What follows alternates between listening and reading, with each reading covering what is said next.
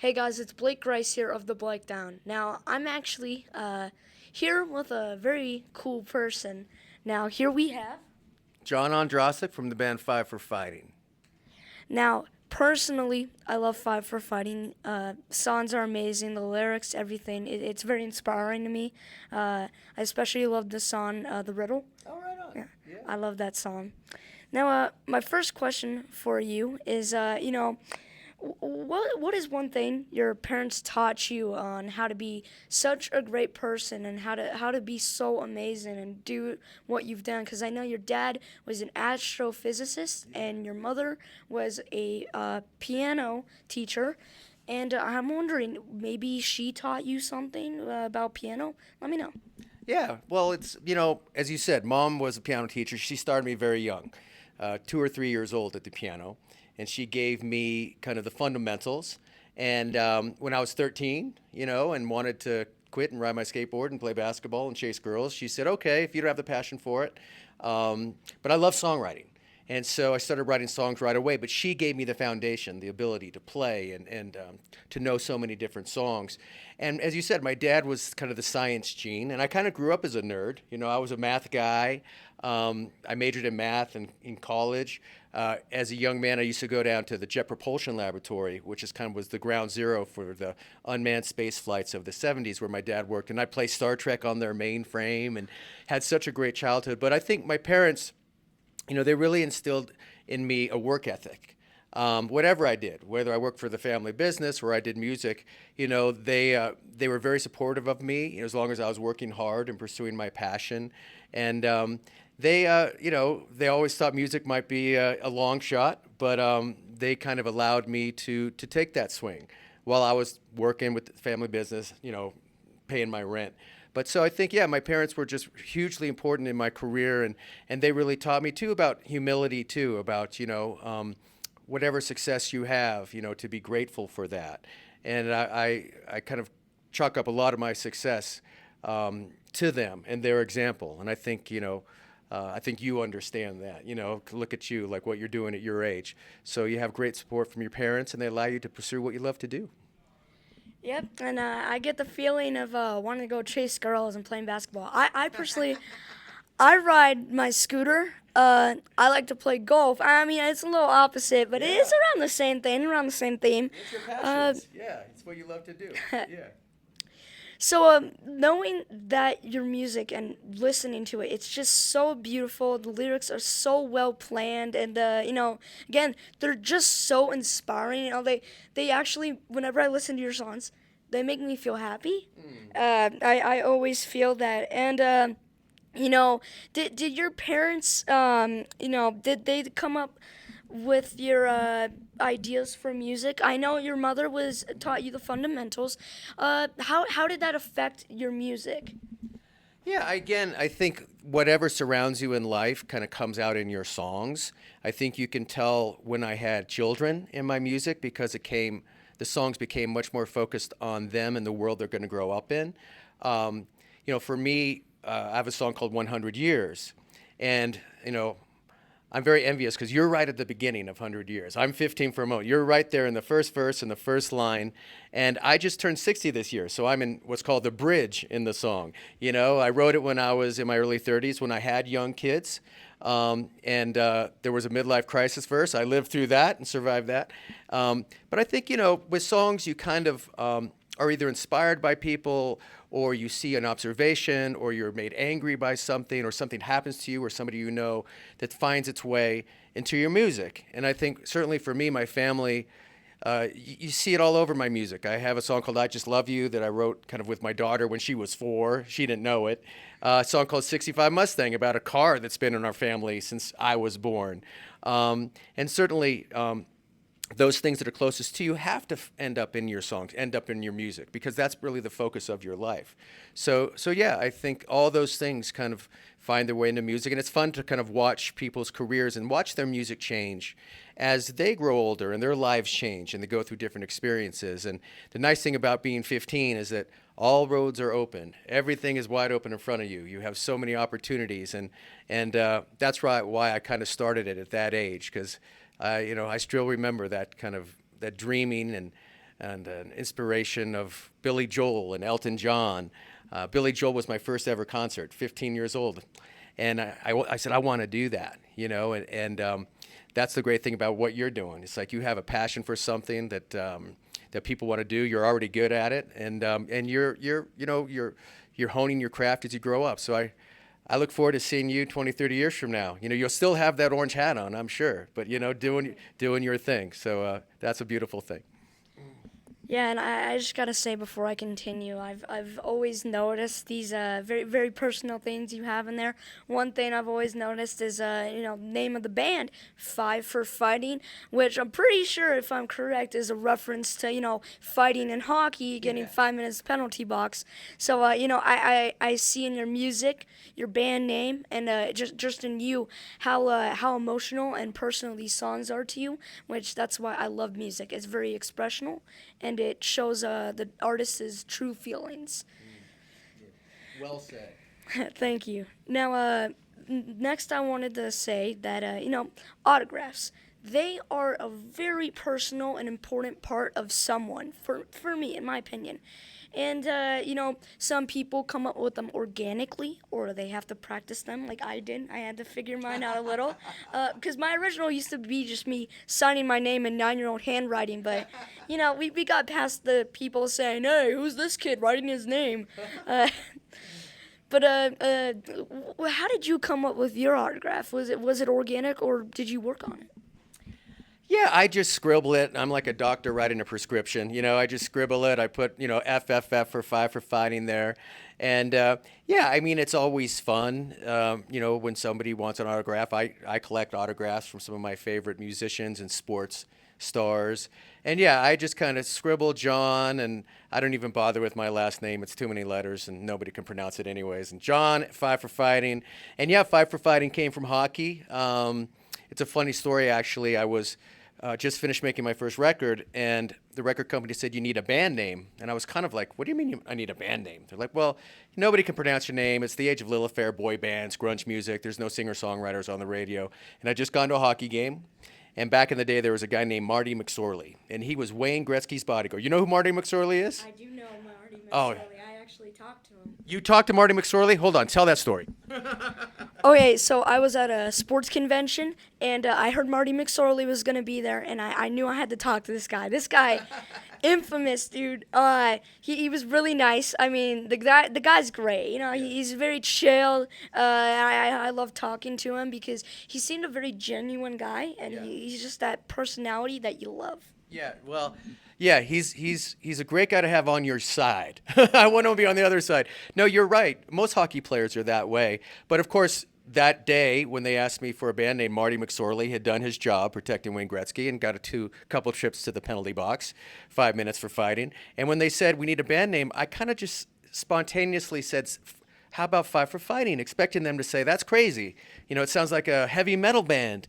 And they're like, we love Five for Fighting. And I'm like, okay. Here we go. And so, hey, Five for Fighting. And the great thing is I've been able to play the All-Star games, and outdoor Kings-Ducks games. And as, we were just talking before that the Kings, finally won Stanley Cups in 2012 and 2014, which was a highlight of my life. And I was able to actually blog that first cup run and go with the team on the road. So what an experience that was. But Five for Fighting, I get a hockey ticket in every town. That's pretty good.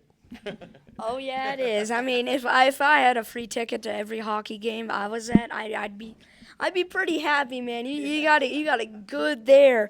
Now my next question is there someone's autograph that you've always really wanted? Like maybe it was someone like Gretzky. Oh, Here actually. Oh my goodness. Yeah, Let me gently show you.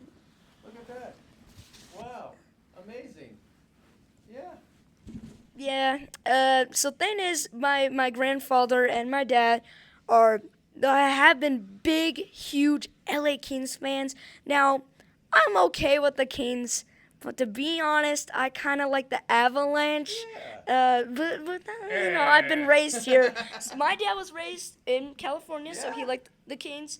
I was raised here, so I like the Avalanche. It's like that home team. I just love this thing, and this is 1993, and there's Stanley Cup and everything on there. This is a really cool patch. That's awesome, buddy. Thank you. Now, oh my gosh, I lost my words. What autograph would you Oh yeah. have?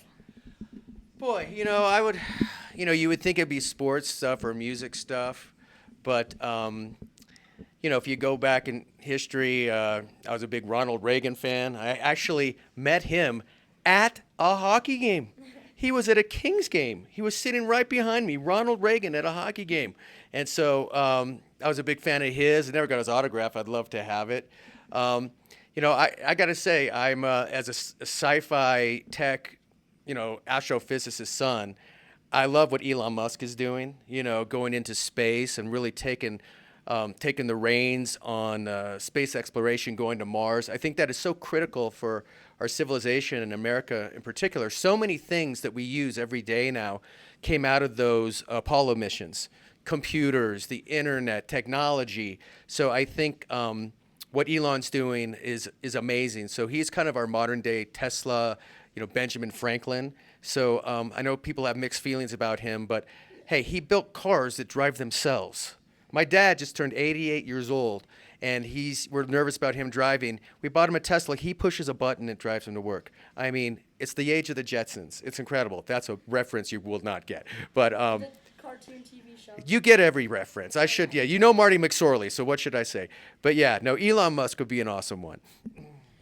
Yeah, I mean, Elon Musk, yeah, I agree with you. He's doing great things, and the plans he has to eventually go to Mars is the big next step for our civilization because, they have a grade for planets and civilizations. We're like a point 0.5 right now.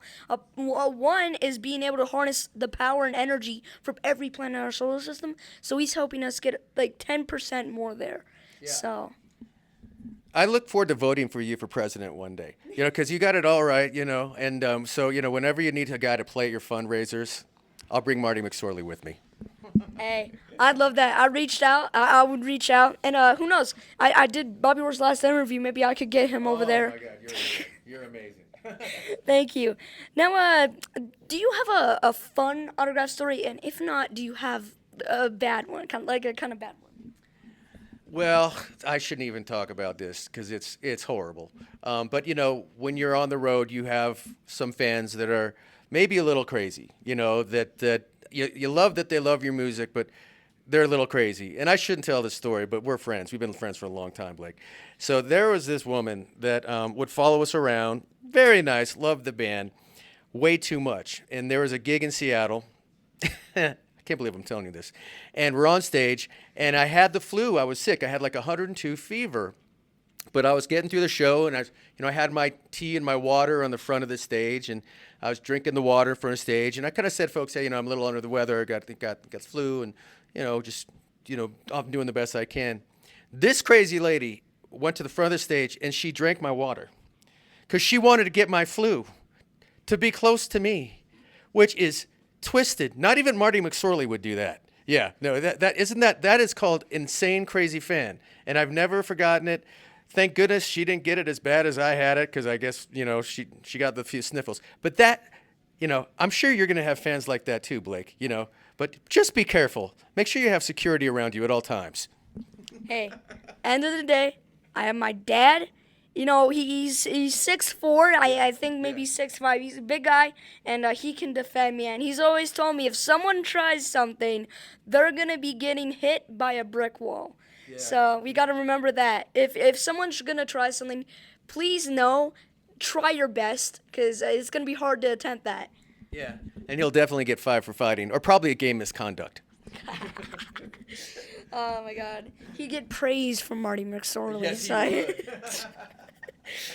Now, after many years of touring, what's been your favorite place or maybe a city to visit? Well, it's it's a blessing to see America through a tour bus. You see big towns, you see small towns, you see America like very few people do, and you understand that whatever you see on television, there's a lot more that binds us together than separates us, which is beautiful.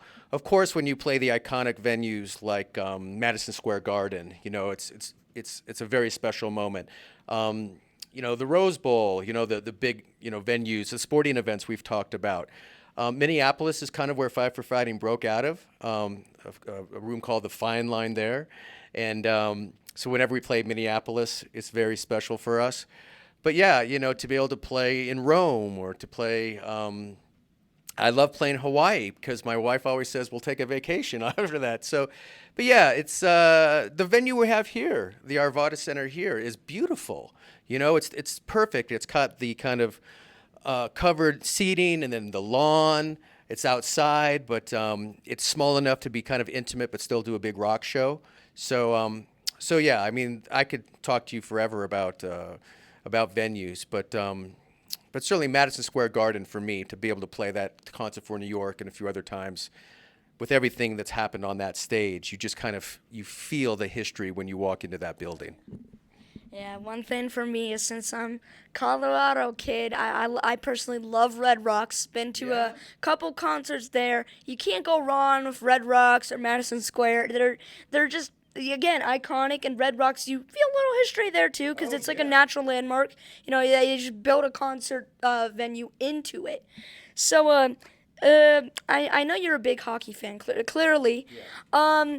With hockey, do you collect sport cards? Do you collect hockey cards, possibly? You do stuff like that, memorabilia? I'm not a big collector, though people have given me. I have a jersey signed by all the 2012 LA Kings for the championship, which is pretty special.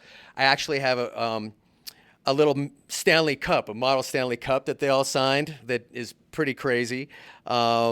And yeah, I collect jerseys. I get jerseys. I have a jersey from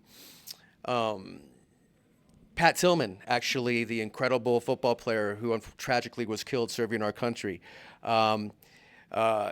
Go down the list. I have a lot of Kings jerseys, Chicago Blackhawks jerseys. And so for me, I really kind of collect jerseys that kind of go with my experiences. Ronnie Lott actually gave me a really cool jersey.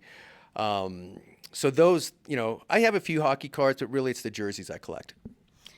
Hey, real quick, do you have a Gretzky jersey?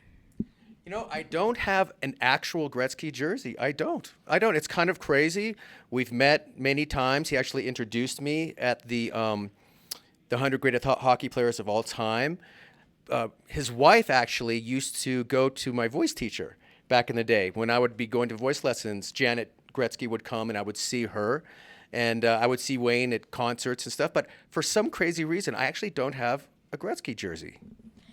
For me, I think it's just because he feels really close with you, and I don't think he feels the need to give you a jersey because you meet him so much and he's there personally. Yeah. So So at the end of the day, sometimes you don't need a jersey or an autograph. You just need to know the person. Yeah, it's kind of like a cousin, or an uncle. You're exactly right. We're such buds, me and Wayne. I probably don't need a jersey. I'd love to have one. Yeah. Though. Yeah. Yeah. So next question for you is: are you excited for Olympic hockey coming this February? Now, I think it's going to be insane, but what team would you be rooting for? Well, of course, the USA. I mean, the greatest moment in sports history, again, it was the miracle. The miracle when we beat the Russians and then won the gold medal. That, to me, is still the most iconic moment in sports history. And coming right after the Four Nations tournament, which was incredible. It was probably some of the best hockey and passion I've ever seen. The U.S.-Canada game, when it started with 3 fights, and there was a lot of fight for fighting in that, exhibition. Kachuk brothers. The Kachuk brothers. I mean, no other sport has that passion for basically an all-star game, right? People complain about the NBA all-star game. The home run derby is kind of cool. But literally, those guys, had such passion for their country. They would drop the gloves with their teammates who played for Canada. The Florida Panthers, they were teammates and they dropped the gloves fighting for their country. And it was so wonderful, that competition. And the great thing about the Olympics, too, it's a bigger ice. So you have the skill players really can show their thing. And the other nice thing about the Olympics now, it's not just Canada and the USA. There are some great teams, Sweden, Finland, anybody can beat you. So I'm thrilled that the NHL made the right decision to go back to the Olympics, and it's going to be totally epic. And I think, the USA, we're looking for revenge after the Four Nations. But yeah, it's going to be incredible. And, I'm doing everything I can to get there. Yeah, I mean, man, the loss was unexpected, but bravo to the other team. And, uh, besides loving hockey, you love people. I can clearly tell you love talking. What are some causes and charities you possibly and do support? Yeah. Well, thank you very much. I appreciate that. Yeah, the honor of my career basically has been to perform for our troops and our military families and go around the world with USO, sing for them, write songs about them. Every Fight for Fighting show tonight, we do at least one song that recognizes the troops of the United States of America. Tonight I'm doing a song called Two Lights that really kind of talks about the sacrifice of our military families. Done a lot of shows with my buddy Gary Sinise, who is kind of our Bob Hope. He's a guy you should interview. And we do a lot of shows together. So really the troops have been my focus, but I also do a lot with an organization called Augie's Quest, which is a fight against ALS. And, I do what I can to, there's actually, you guys will love this. Tonight, there's a charity come in here in Colorado called Dog Nation, and they support hockey families that go through tragedies, whether it's an injury on the ice or it's something that happens to a family. So at every Fight for Fighting show, we kind of have a group that does great work, and tonight we're hosting a bunch of folks from Dog Nation. They do a great job, and that's the nice thing about music. You can use your songs to shine the light on causes, raise funds for different folks doing amazing things. So yeah, if you're blessed enough to have a platform and a few songs people know, it's really wonderful to use it to support people who are doing truly heroic work. And I can personally feel that because I've had family members who've been in the military, not a much recent war, but I've had family members in World War II. So I really feel you there on veterans, and with I have my own foundation I'm starting, Good for you. and one of the groups of people I'm going to be trying to focus on is veterans. Other one's going to be kids, and then with the hockey families, I did a charity fundraiser for the Gaudreau brothers, Oh. their family, and it was I sold those sticks in honor of them. For a police officer in Dallas who was shot and killed. He was also a teacher. So, in honor of the Gaudreau brothers, I donated their one of their sticks, Johnny's stick, from my hockey stick collection. Me and my brother, our Ovechkin stick, everything, all donated the proceeds to, Officer, his family, Yeah. his family. That's a wonderful thing. That's a wonderful thing, and giving back feels so good. And when you have the ability to do that, and yeah, it's you must have very good parents because you got it together, buddy. Yeah, my parents are amazing. I love you, Dad. But please tell me one thing you're most proud of professionally and personally. We got to know a little, we got to get a little bit of bragging because you've done a lot. Well, thanks. Again, I think as somebody who wanted to be a songwriter, from a much younger age than you, and to live your childhood passion is certainly a blessing. And to still have songs that resonate in the culture, 20, 25 years after they were written, and also to have songs that are current that may not be all over the radio, but still making a difference in the world. Wrote a song about the Afghan withdrawal 4 years ago called Blood on My Hands that was very significant to veterans. I wrote a song called Can One Man Save the World? I went to Ukraine, recorded with the Ukrainian orchestra, and now a new version of Superman for the hostages. So the fact that, my music is still being used to shine the light on really important issues, that is something that I'm grateful for and proud of. Personally, I'm just blessed to have a wonderful family, a healthy family, and again, we're not perfect, but this is the best country that's ever existed on the planet. And the freedoms we have here to do and pursue what we want to do, and to have arguments about policies and things. That's something that I think we take for granted. When you go to Ukraine and you talk to people, when you go to Gitmo in Cuba, when you go to Israel, who's under siege from terrorists, you understand very quickly that the freedoms we have here are not guaranteed. And so that's why I do so much to support our troops. And for me personally, that's really what I try to contribute to, do my best. I can't drive a tank, I can't fly a plane, but I can write some songs and I can shine the light where it belongs. So personally, that's something that I take pride in.